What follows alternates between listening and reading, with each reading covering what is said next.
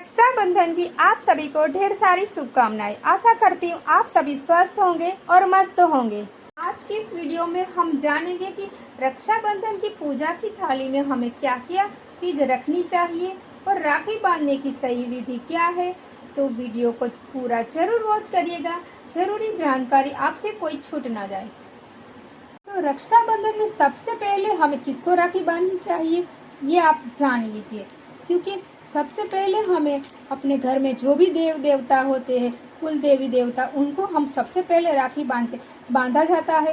और सबसे पहले हमें गणेश जी को राखी बांधनी है और उसके बाद हमारे कुल देवता कुल देवी उनको राखी बांधी जाती है। अगर आपके घर में लड्डू गोपाल है तो उनको भी आप राखी बांध सकते हैं।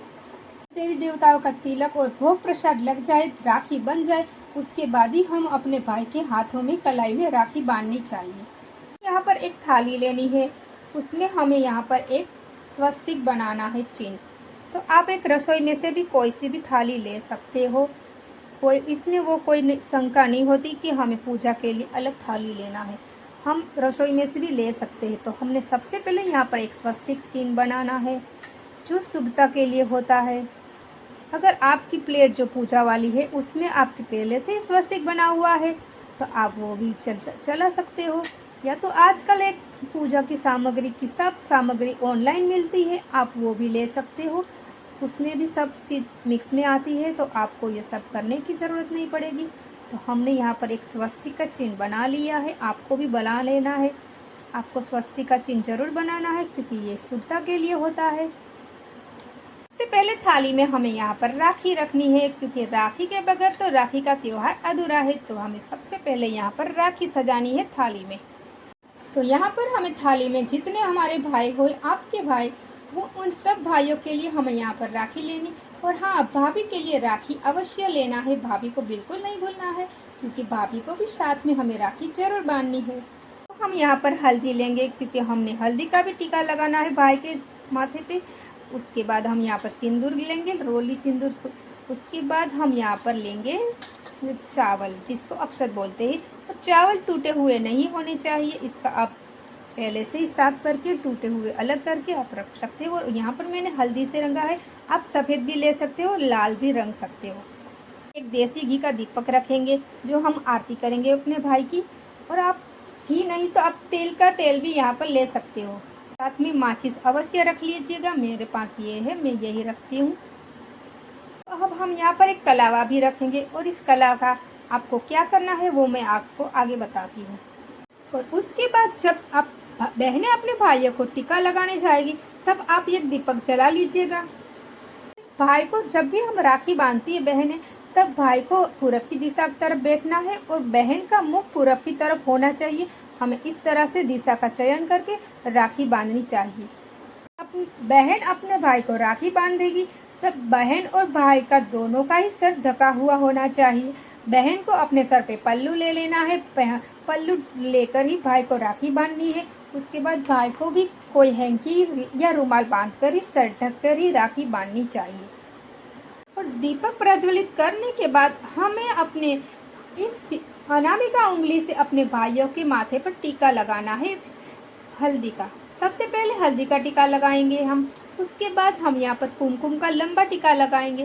और कुमकुम का टीका लगाने के बाद अक्सर ये चावल हमेशा आपको माथे पे भाई के चिपकाने हैं और सर पे भी थोड़े से आपको डालने हैं।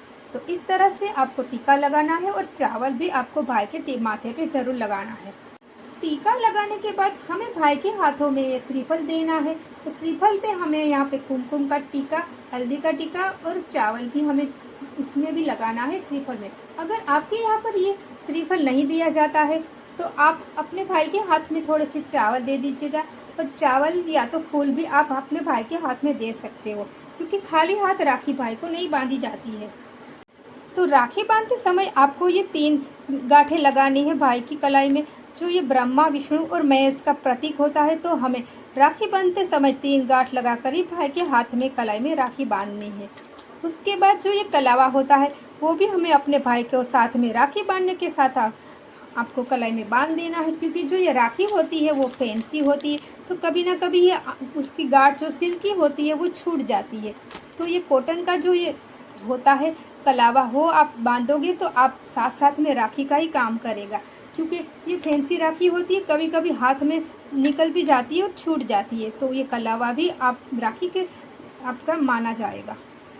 उसके बाद बहनें अपने भाई की कलाई में सुंदर सी प्यारी सी एक राखी बांधेगी और राखी बांधते समय प्रभु से प्रार्थना करें अपने लंबे भाई के लंबी उम्र और अच्छे स्वास्थ्य की कामना करके अपने भाई की कलाई में राखी बांधनी चाहिए और विनती करनी चाहिए प्रभु से कि हे प्रभु, हमारे भाई की खूब लंबी उम्र हो और मेरे भाई के जीवन में हमेशा सुख शांति बनी रहे और अच्छा स्वास्थ्य बना रहे। ऐसी प्रार्थना और कामना करके हमें भाव रखकर ही भाई की कलाई में राखी बांधनी चाहिए।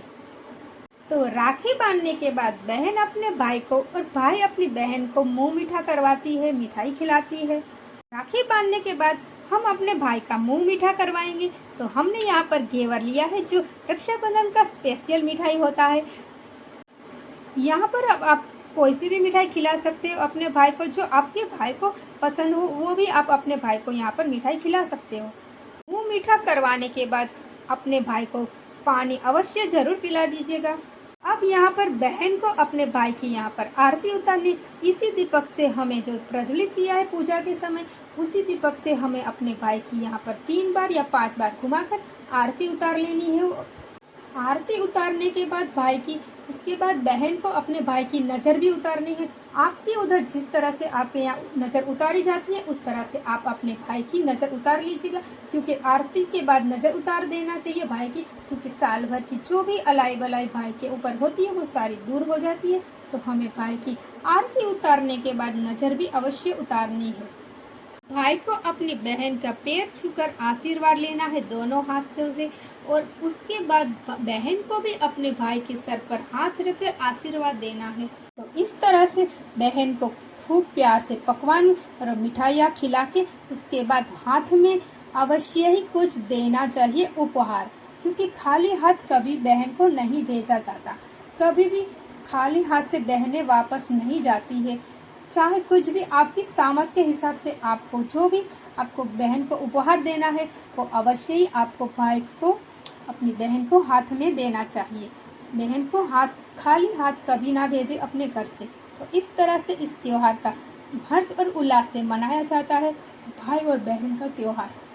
तो दोस्तों, मेरी वीडियो आपको थोड़ी सी भी पसंद आई हो, मेरी मेहनत आपको पसंद आई हो, या तो मेरी आवाज़ या आपको मेरा कुछ भी बोलने का तरीका कुछ भी पसंद आया हो, तो प्लीज़ मेरी इस चैनल को एक लाइक और सब्सक्राइब और वीडियो को शेयर ज़रूर कीजिएगा, क्योंकि मेरी इस मेहनत को आप ही सफल बना सकते हो और आपका प्यार और सपोर्ट ही हमें आगे बढ़ा सकता है। तो प्लीज़ मेरे इस चैनल को सपोर्ट जरूर करिएगा। मिलते हैं कोई और एक नेक्स्ट वीडियो में, तब तक के लिए राधे राधे, हैप्पी रक्षाबंधन।